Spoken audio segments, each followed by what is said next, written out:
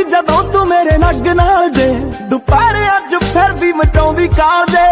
Darling ਅੱਖ ਨੂੰ ਸਕੀਮਾਂ ਚੱਲੀਆਂ, ਬੈਲਟ ਨਾਲ ਬੰਨੀ ਘੁੱਗੂਆਂ ਨੂੰ ਟਾਲ ਜੇ।